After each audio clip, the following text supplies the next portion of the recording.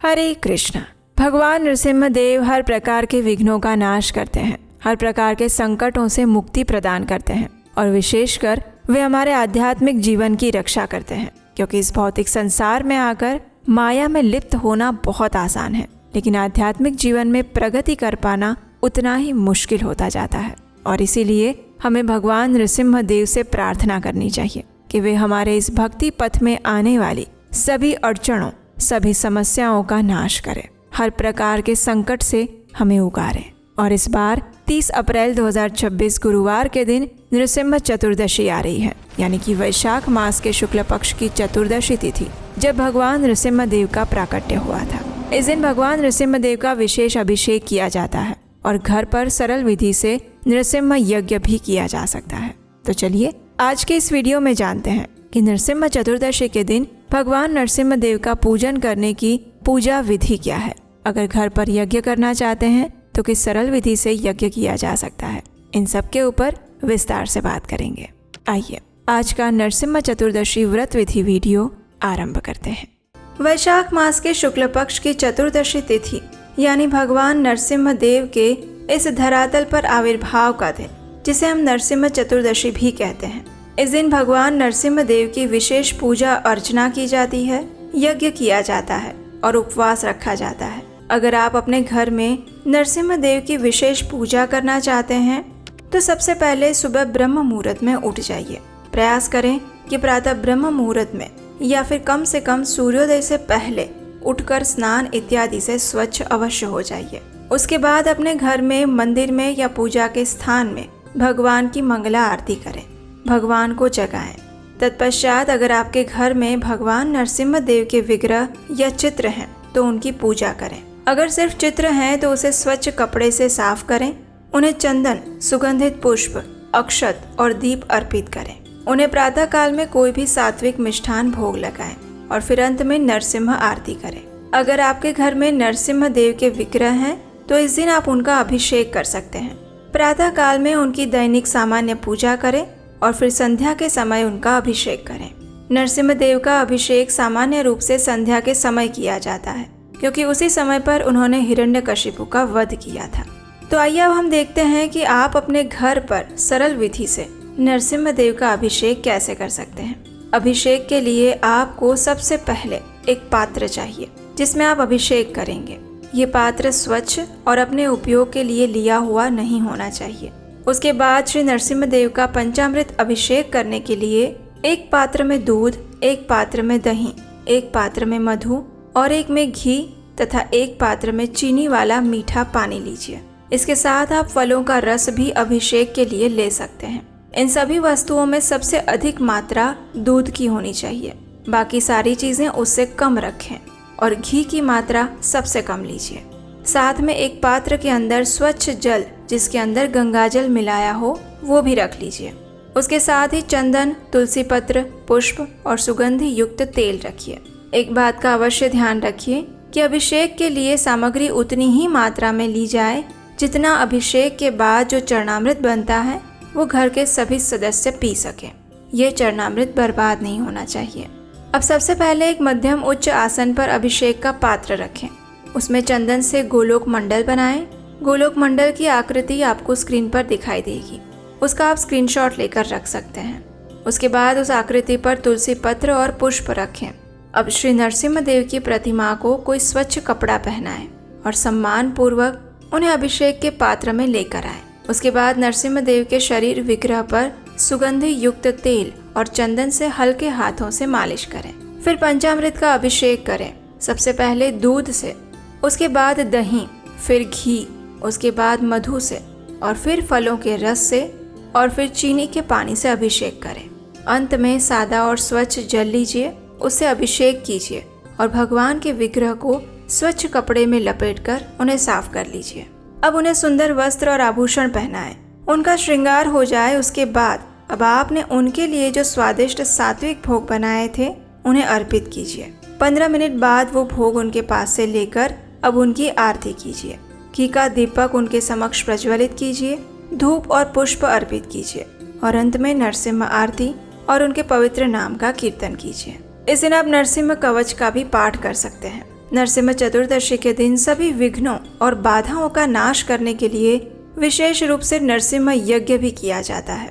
ISKCON के सभी मंदिरों में इस दिन विशेष नरसिम्हा यज्ञ का आयोजन होता है। अगर संभव है तो आप अपने नज़दीक के किसी भी इस्कॉन मंदिर में जाकर इस नरसिम्हा यज्ञ में हिस्सा ले सकते हैं, आहुति अर्पित कर सकते हैं। लेकिन अगर आपके लिए ये संभव ना हो तो आप अपने घर में भी सरल विधि से नरसिम्हा यज्ञ कर सकते हैं।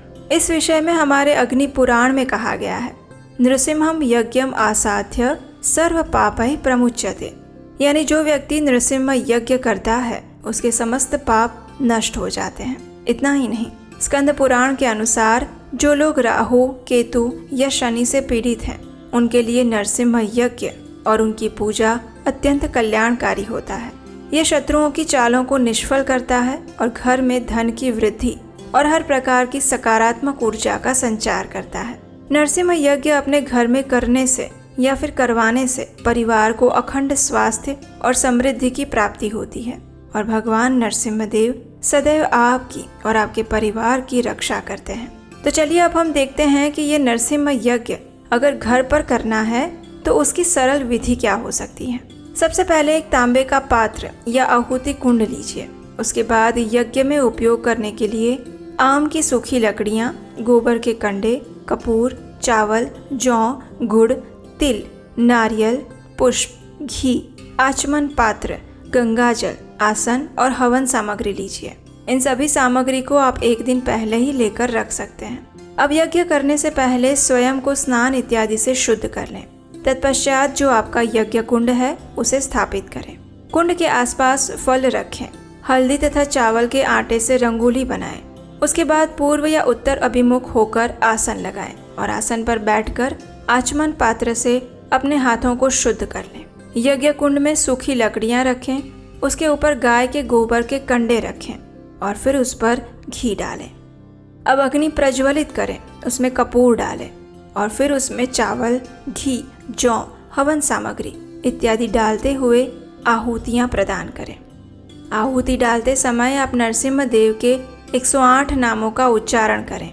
ये नाम आपको नीचे डिस्क्रिप्शन बॉक्स में मिल जाएंगे। अगर आप सभी 108 मंत्रों की आहुति नहीं देना चाहते हैं तो 21 बार या 11 बार इस मंत्र की आहुति देकर भी यज्ञ कर सकते हैं। और ये मंत्र इस प्रकार है।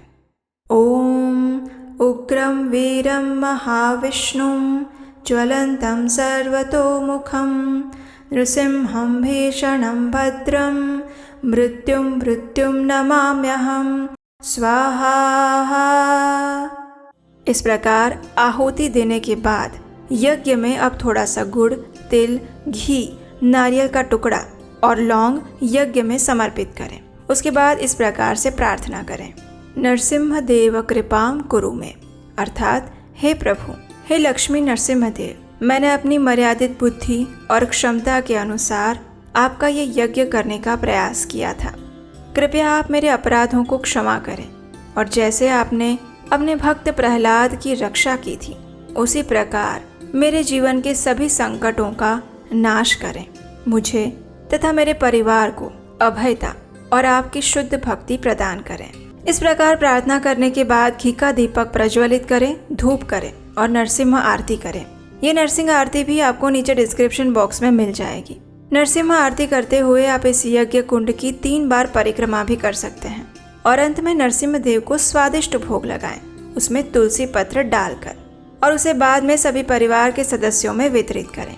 इस प्रकार आप अपने घर में नरसिम्हा यज्ञ सरल विधि से कर सकते हैं। अब देखिए, नरसिम्हा चतुर्दशी के दिन भक्तगण उपवास का पालन करते हैं। कुछ भक्त संपूर्ण निर्जल उपवास करते हैं और संध्या के समय में भगवान का अभिषेक करने के बाद उसी चरणामृत के साथ व्रत खोलते हैं। कुछ भक्त जल, फल, दूध इत्यादि एक समय लेते हैं और संध्या में अभिषेक के बाद चरणामृत और एकादशी प्रसाद के साथ उपवास खोलते हैं। कुछ भक्त संपूर्ण दिन में उपवास रखते हैं, लेकिन संध्या में अभिषेक का चरणामृत लेकर अन्न प्रसाद ले लेते हैं। तो आप अपनी क्षमता और इच्छा अनुसार कोई भी उपवास रख सकते हैं। इसमें पारण का ऐसा कोई निर्धारित समय नहीं होता।